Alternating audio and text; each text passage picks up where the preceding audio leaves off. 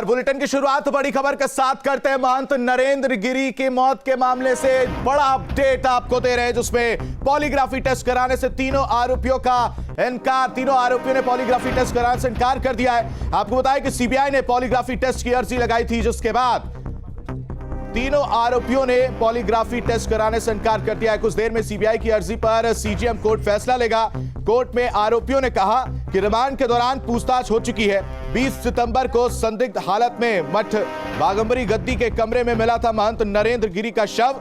आपको बताएं कि इस मामले में 3 आरोपियों को गिरफ्तार किया गया। पहला नाम आनंद गिरी, दूसरे संदीप तिवारी और तीसरा आद्या तिवारी। महंत नरेंद्र गिरी मौत के मामले में यह गिरफ्तारी है। तीनों के खिलाफ खुदकुशी के लिए उकसाने का आरोप लगा है। तो बड़ी खबर आपको बता रहे हैं, प्रयागराज से जहां महंत नरेंद्र गिरी मौत से जुड़ी बड़ी खबर आपको बता रहे हैं, और पॉलीग्राफी टेस्ट कराने से तीनों आरोपियों ने मना कर दिया है। और इस खबर पर ज्यादा जानकारी के साथ सीधे हमारे संवाददाता मानवेंद्र जुड़ चुके हैं। मानवेंद्र, तीनों आरोपियों ने पॉलीग्राफी टेस्ट कराने से इनकार कर दिया है।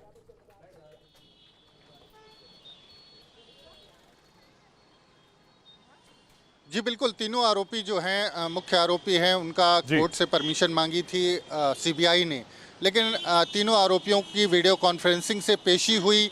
तीनों ने इनकार कर दिया, और चूंकि सुप्रीम कोर्ट की क्लियर कट इसमें गाइडलाइन है कि बिना जो आरोपी है उनके कंसेंट के, उनकी सहमति के, उनका पॉलीग्राफिक टेस्ट नहीं हो सकता है। इस लिहाज से ये माना जा रहा है कि थोड़ी देर में सीबीआई जो याचिका है उसको एक तरह से रिजेक्ट कर देगी सीजीएम की कोर्ट, और अब बिना सहमति के उन तीनों आरोपियों का नार्को टेस्ट नहीं हो सकता। तो सीबीआई को उम्मीद थी कि इस पॉलीग्राफिक टेस्ट से कुछ तथ्य निकल करके सामने आएंगे, और जिस तरह से कड़ियां जो जोड़ने में लगी हुई है सीबीआई इस पूरे मामले की, उसको उसमें मदद मिलेगी। लेकिन चूंकि अगर बात करें सीबीआई की अर्जी पर सीजीएम कोर्ट जो फैसला लेने वाला है, वो कितनी देर में वो फैसला आ सकता है, इस बाबत कोई जानकारी, इस बाबत कोई अपडेट आपके पास?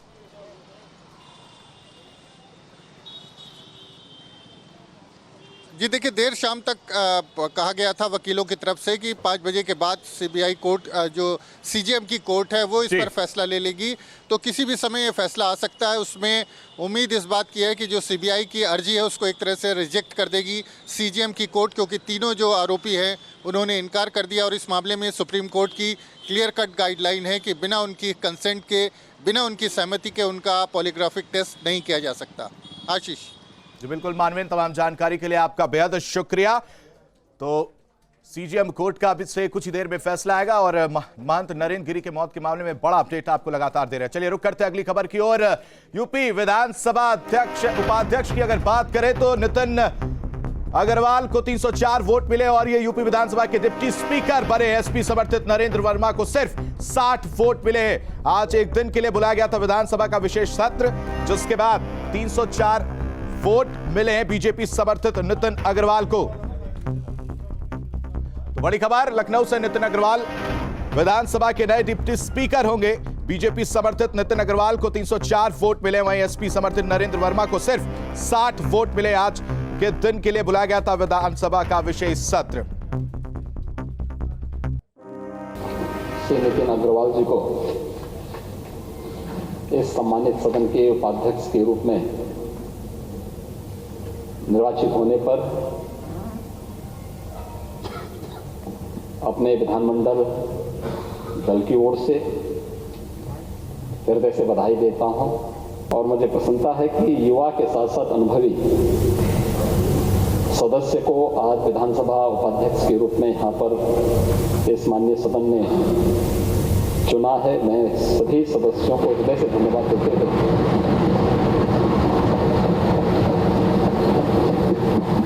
श्री नितिन अग्रवाल को हृदय से बधाई देता हूं।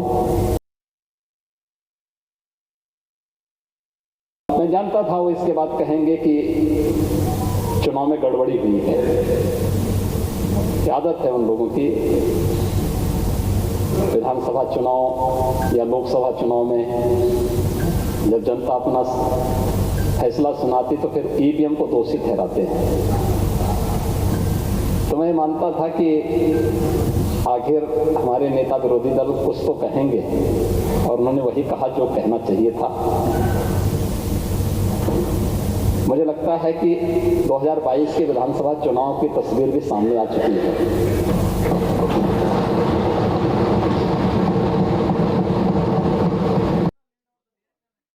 विश्वास है कि समाजवादी पार्टी अपने उस परिवारवादी मंसूबे से थोड़ा अब ऊपर उठ करके व्यापक परिप्रेक्ष्य में सोचने का कार्य करेगी, तो मुझे लगता है कि इस दल के हित में होगा। अन्यथा जो फैसला होने वाला है आज इस निर्वाचन से साबित हो चुका है। श्री नरेंद्र सिंह वर्मा जी के प्रति हमारी पूरी सहानुभूति है, हमारी संवेदना है। वे अच्छे सदस्य हैं, समाजवादी पार्टी की ओर से अपनी बात को दमदार तरीके से सदन में रखते हैं, संसदीय परंपराओं का पालन करते हैं। लेकिन अगर यह नाम 4 साल पहले, 3 साल पहले समाजवादी पार्टी सदन के सामने रखी होती, तो मुझे लगता है कि आज जो धोखा आप लोगों ने नरेंद्र सिंह वर्मा जी के साथ किया है, ये धोखा उनके साथ संभवतः नहीं होता। और मुझे कोई संकोच नहीं है ये कहने में कि आप लोगों ने धोखा किया है।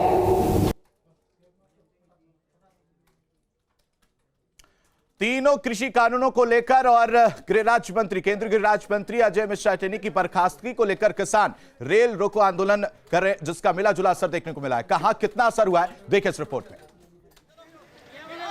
3 कृषि कानून के विरोध में संयुक्त किसान मोर्चा के आह्वान पर किसानों ने रेलवे स्टेशन पर ट्रेन रोककर विरोध प्रदर्शन किया। आक्रोशित किसानों ने ट्रेन के आगे बैठकर नारेबाजी की। मुरादाबाद की इन तस्वीरों को देखिए, कैसे किसान अपनी मांगों को लेकर प्रदर्शन कर रहे थे। रामपुर में किसी भी अव्यवस्था से निपटने के लिए पुलिस और पीएससी के साथ जीआरपी और आरपीएफ को भी सुरक्षा प्रबंधों में तैनात किया गया। नोएडा ग्रेटर नोएडा एक्सप्रेसवे पर किसानों के प्रदर्शन करने की वजह से भीषण जाम लग गया। आलम यह था कि एम्बुलेंस को भी रास्ता नहीं मिल पा रहा था। लखनऊ में उतरेटिया स्टेशन पहुंचे किसानों को ट्रैक पर जाने से रोका गया, तो स्टेशन के पास ही किसान धरने पर बैठ गए। वहीं सहारनपुर में भी भारी संख्या में किसान स्टेशन पहुंचे, लेकिन पुलिस बल ने उन्हें पहले ही रोक दिया। प्रदेश के लगभग हर शहर से आक्रोशित किसानों की ऐसी ही तस्वीरें सामने आई। आक्रोशित अन्नदाताओं ने तीनों कृषि कानूनों को वापस लेने और केंद्रीय गृह राज्य मंत्री अजय मिश्रा टेनी को केंद्रीय मंत्रिमंडल से बर्खास्त करने की मांग कर रहे थे। Team news state. वहीं सपा के एमएलसी सुनील सिंह साजन की बात कर लेते हैं। उन्होंने साफ तौर से आरोप लगाया है कि अजय मिश्रा टेनी खुद सरकार पर आरोप लगा रहे हैं, जिसमें यूपी में अब न्याय मिलना बहुत मुश्किल होगा। क्या कुछ कहना है उनका, सुनना। देश के गृह राज्य मंत्री अजय मिश्रा टेनी, जिनका बेटा जेल में है किसानों को रौंदने पर, जिन पर खुद आरोप हैं, अब वो उत्तर प्रदेश सरकार पे आरोप लगा रहे हैं। योगी सरकार पर उन्होंने बड़ा सवाल खड़ा किया। उनका उस लखीमपुर की घटना में वहां का डीएम दोषी है, वहां का पुलिस का कप्तान दोषी है, प्रशासन दोषी है। इसका मतलब योगी सरकार दोषी है। तो जहां सवाल खुद सरकार पर उन्हीं की पार्टी के गृह राज्य मंत्री उठा रहे हों, तो समझिए उत्तर प्रदेश में क्या हो रहा है। किसानों को न्याय नहीं मिल रहा है, जंगल राज कायम है। लखीमपुर की हिंसा की बात कर लेते हैं, जिसमें किसानों को एसआईटी ने बुलाया है। प्रदर्शनकारी किसानों को जो है उनको एसआईटी ने बुलाया है। और आपको बताया, लखीमपुरी हिंसा के मामले में किसानों ने आंदोलन तेज कर दिया है। ऐसे में प्रदर्शनकारी किसानों को एसआईटी ने बुलाया है। पूछताछ के लिए बाकायदा नोटिस जारी हुआ है, जिसमें क्राइम ब्रांच ऑफिस में आने के लिए कहा गया है।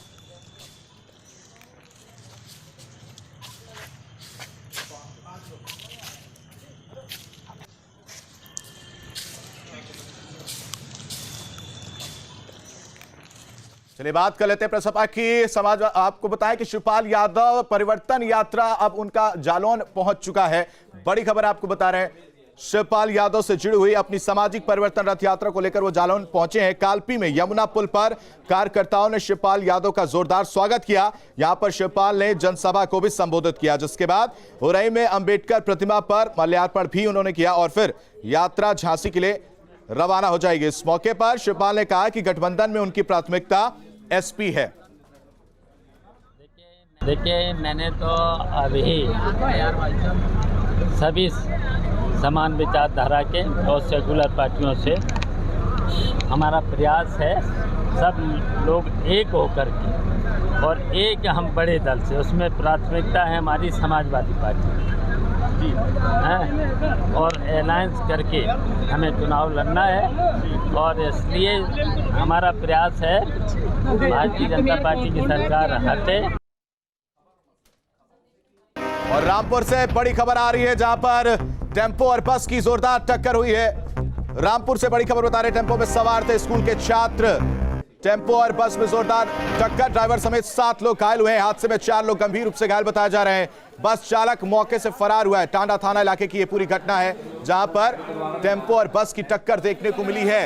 इस टक्कर में 7 घायल हुए हैं, ड्राइवर सहित और 4 लोग गंभीर बताए जा रहे हैं। किसी के हाथ होने की खबर नहीं है, वहीं 4 गंभीर हैं।